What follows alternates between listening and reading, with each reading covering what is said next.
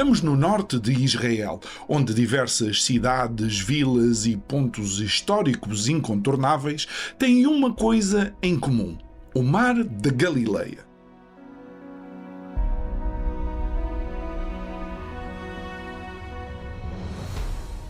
A história da humanidade está repleta de discursos que definiram épocas, culturas e a própria espécie humana.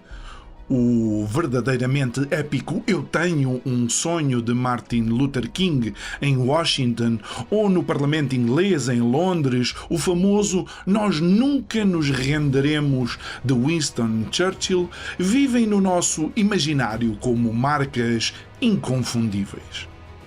Aqui é o discurso a marcar o local, pois foi neste monte que Jesus fez o seu Sermão da Montanha, o Sermão das Bem-aventuranças, que acabou por nomear o sítio onde o mesmo foi proferido, para além de toda a agitação e transformação social provocada.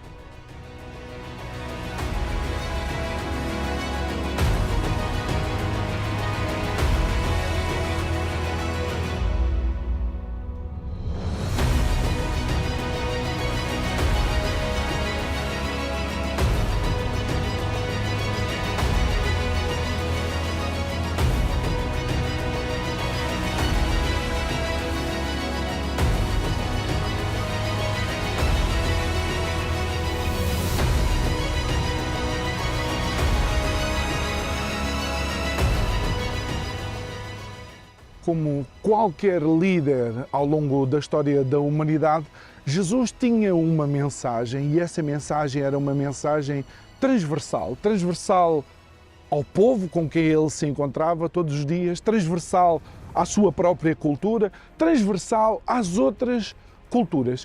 Jesus foi provavelmente um dos primeiros líderes verdadeiramente inclusivos. Mas aqui onde estamos, ele fez uma das suas declarações mais sintomáticas dessa inclusão. O Sermão da Montanha, as bem-aventuranças. Mas há aqui uma curiosidade. Quando olhamos para as bem-aventuranças em Mateus 5, olhamos que a cada frase Jesus de alguma forma falava de uma necessidade. Ou seja, os pobres de espírito, os mansos, os aflitos. Falava dos misericordiosos, dos puros de coração, mas há uma determinada situação onde Jesus diz que as pessoas estão a sofrer e estão a buscar, por causa de duas coisas, justiça. Jesus fala que as pessoas têm sede e fome de justiça. Quem tem fome e sede de encontrar e buscar justiça será bem-aventurado. E sabe uma coisa? 2000 anos depois, nunca esta mensagem foi tão necessária. Os povos têm fome e sede de justiça. Quem trabalha tem fome e sede de justiça. Quem vive no mundo ocidental, quem vive no mundo oriental, quem vive em África tem fome e sede de justiça. Sabe uma coisa? Jesus não estava a falar para aqueles que estavam sentados ao pé dele há 2000 anos atrás. Jesus estava a falar conosco ainda hoje.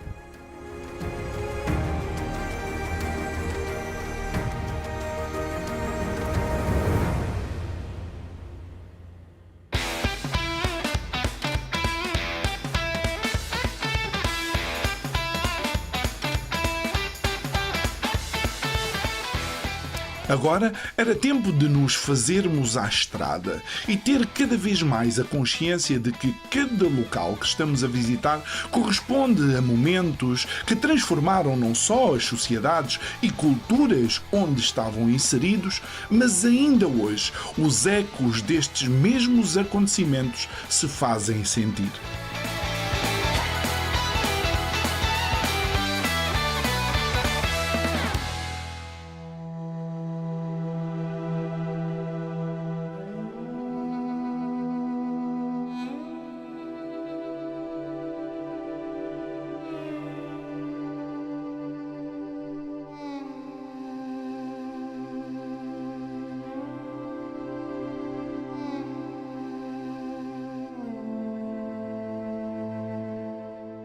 Nós estamos aqui às portas da cidade de Cafarnaum e do que eu me lembro da Bíblia, Cafarnaum era a cidade onde vivia e trabalhava Pedro.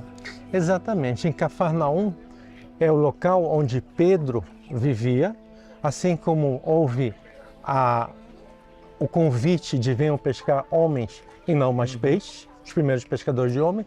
E o mais interessante, nós vamos entrar em Cafarnaum e o que nós vamos ver? Só sobrou ruínas. Porque todo aquele que não recebe Jesus se torna uma ruína. E Jesus não foi bem recebido Não. aqui? E ele disse, ai de ti Cafarnaum, ai de ti Betesda, ai de ti Corazim. Vocês que não me receberam não vai ficar pedra sobre pedra. E é o que nós vamos ver aqui dentro. Então, Jesus primeiro ele vai ser expulso em Nazaré no momento que ele, em uma sinagoga, pede para ler as escrituras sagradas. Ele lê aquele trecho de Isaías, onde ele diz, hoje se cumpriram as profecias, e ele vai ser expulso de Nazaré, e ele vem morar aqui junto com Pedro, na casa de Pedro, em Cafarnaum, onde posteriormente ele não vai ser recebido. Então todo aquele que não receber Jesus vai ficar pedra sobre pedra. E o interessante disto é que tanto se cumprem as bem-aventuranças, como se cumpre a palavra mais dura do Evangelho, por assim dizer. Sim. Tudo que Jesus pregou é atual, inclusive aqui, pedra sobre pedra.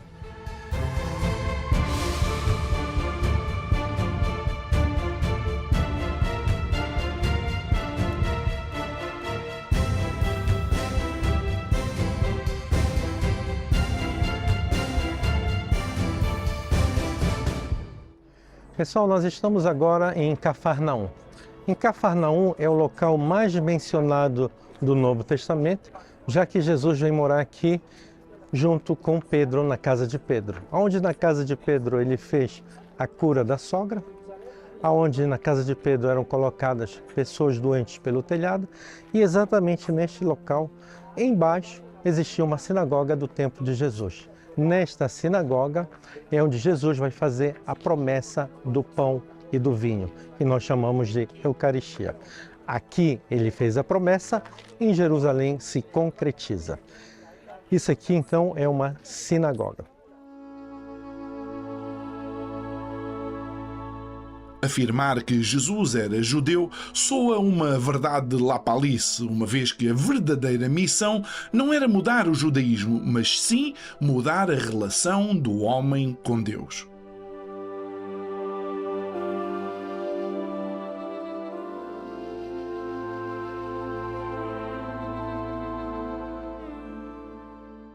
Uma das perguntas que a gente sempre se faz é por que será que Jesus escolheu morar aqui em Cafarnaum? Cafarnaum, pessoal, nós estamos num local fronteiriço. Fronteiriço entre dois Herodes. Do meu lado direito, em Tiberíades, nós temos aquele Herodes que degolou a João Batista, primo de Jesus. E do outro lado, nós temos Herodes Filipe, que é outro pagão. Um é pagão e o outro matou o primo. Jesus não quer mais confusão com as famílias. Então ele vem para um local onde se encontra, nós estamos na Via Maris. Via Maris era aquela estrada que ligava a Mesopotâmia com Síria e a região norte. E Jesus vem morar aqui neste local neutro. Já que neste local neutro tenho legião romana, hospital, e passa muita gente aqui. E para essas pessoas que estão passando, além de ter cobradores de impostos também, Jesus vai falar das boas novas. Então aqui na casa de Pedro, que é com quem ele vai morar, ele se sente seguro. Além do mais, o local ele produz pesca de peixes, nós temos trigo, produção de trigo, azeite de oliva. O que nós estamos falando de um local muito próspero. Nós vimos há pouco o tamanho da sinagoga. Essa sinagoga é desproporcional ao tamanho da cidade, o que mostra que o local tem muita riqueza. Essa riqueza, pessoal, a gente tem a mania de achar que pescador é pobre. Não, pessoal, um pescador daquela época é um cara bem-sucedido, é um cara rico. A maior prova que nós estamos numa cidade onde as pessoas são ricas é que esta sinagoga ela é desproporcional ao tamanho da cidade. Então, o pescador é rico, o produtor de trigo, o produtor de azeite, todas são pessoas ricas. Pessoal, riqueza é bênção, riqueza não é pecado.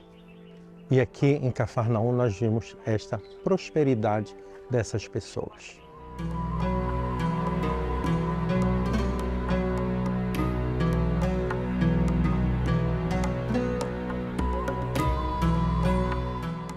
Aqui nós temos os restos da cidade, aonde você tem as famílias tinham uma área em comum e aqui eram os compartimentos de cada família, ou seja, a parte central, onde tinha o fogo, onde guardava o animal, onde o trigo, triturava o trigo, era comum. Aqui nós temos os restos arqueológicos de uma estrutura octagonal, onde existiu uma igreja. Essa igreja foi construída exatamente no local onde existiu a casa de Pedro.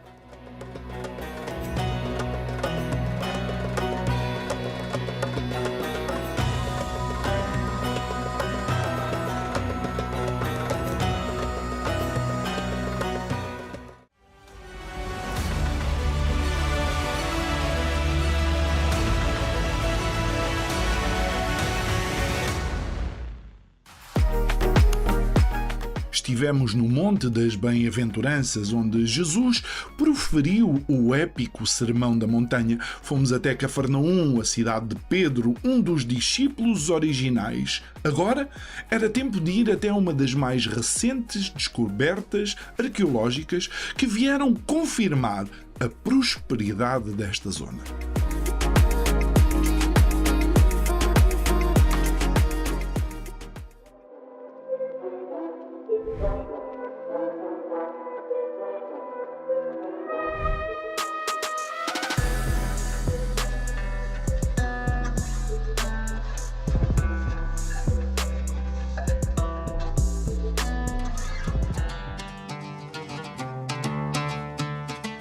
Eu estou aqui na cidade de Magdala e na realidade estou numa sinagoga do primeiro século, que tem uma série de infraestruturas que são de facto históricas e que recuam no tempo em que estávamos numa cidade e numa zona vibrante, não só socialmente, mas também economicamente. Mas para isso tem que entrevistar alguém que conhece essa história e que faz parte de toda esta estrutura que é património da humanidade.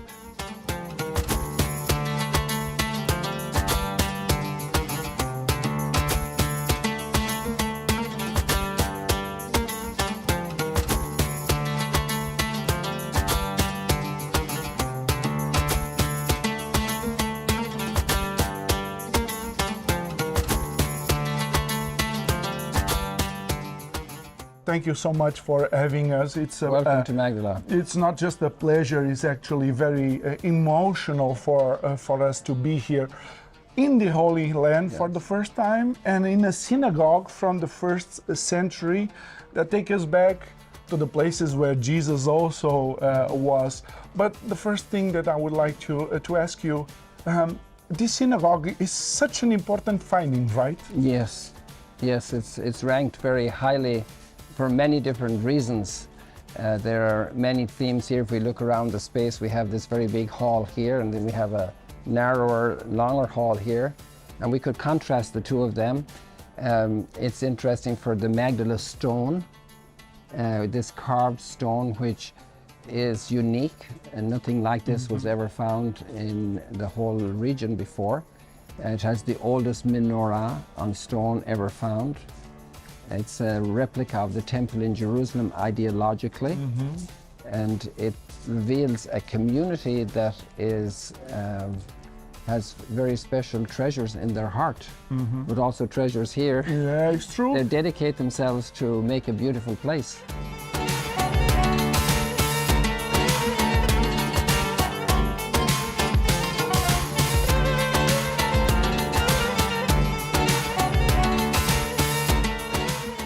beauty of this place comes because of the mosaic and of the fresh that we can see on the walls.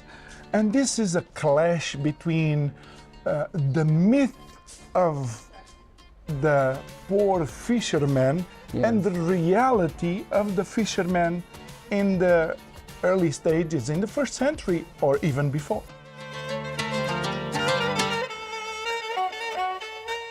If you look at this room here, this is secondary room compared to here. Here we do not have frescoes or mosaics. We have 2 rows of seats, and we have an important place here in the center, and it is very significant discovery, but it's much less than the room over here. Now, why do you need this extra room if you have this very beautiful room? Well, obviously you have activity. So what goes on here, you can fit 80 or 100 people here sitting down. And so this is an assembly room of some type, and it's in the context of the whole discovery, it's understood to be a place of study, of teaching, of learning, and therefore it leads to reflection about the education level of the people in the first century. So maybe somebody before could speculate they had great education, or somebody else could say they were poor, ignorant fishermen. But here we see a community that had a place that was very well built for the purpose of study. So you could say, how did they finance this beautiful synagogue? And one source could be you had some wealthy donors. But also a community can build, like in the medieval times, they built major churches in Europe.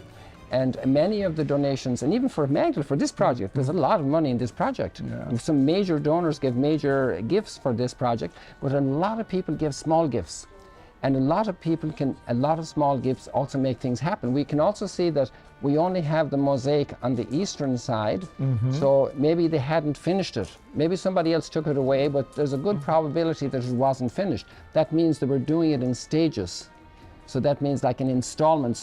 But what we see here then, 2 big values. Number 1, that they want a very decent level of decoration for their synagogue, like the high level of society, at least imitation-wise. And number 2, they have the ability to do it either by some significant donations or by a community effort.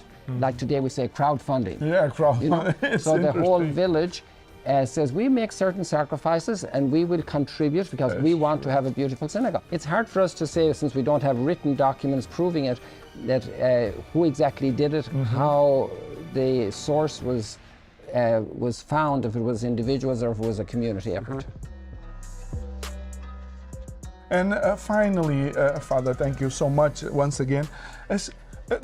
Does the Bible is a source for us to understand that Jesus had contact with these important men and women, and they contribute to the spreading of the message of Jesus Christ?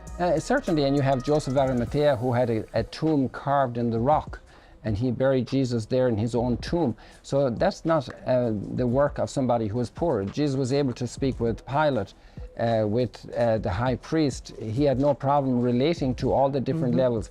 And there's another very interesting line in Luke chapter 8, verse 3. It says, when the women were supporting Jesus from their substance, it could be from their wealth in some translations, but it names the women Mary Magdalene, and we're in Magdala, Susanna and Johanna.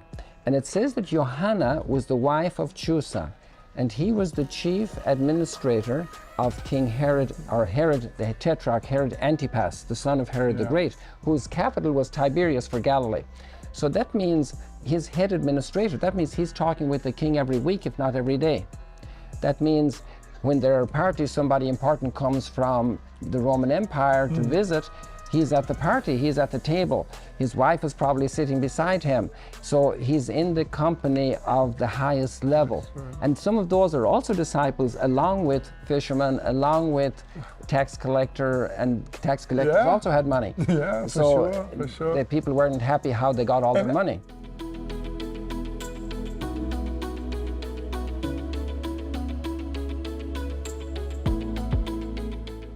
It is important that people understand that actually the message of the Christ, although resounded with the poor, actually was for everyone. Of course.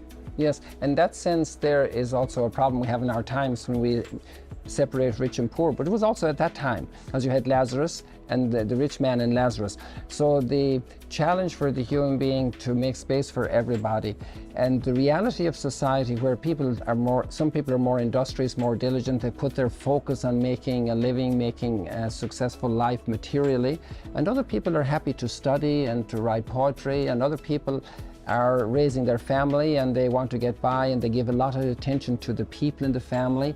Instead of going out and doing overtime and making more money to have another vacation, they are dedicating to the people. So there are a lot of other factors we need to evaluate what's poor and what's rich.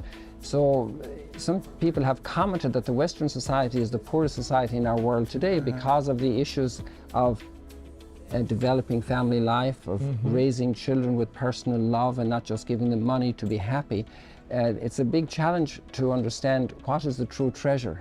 Now, can we finish this by saying that the message that was spread 2,000 years ago is still as needed and as relevant? It is needed and relevant because sometimes people think that the society of the past is in the past and we have moved on. We have moved on to the same problems and the same challenges, and therefore when Jesus, he talks about the parable of the talents, and some got 10 talents and others got 5 and others got just 1. You have the rich man going on a trip.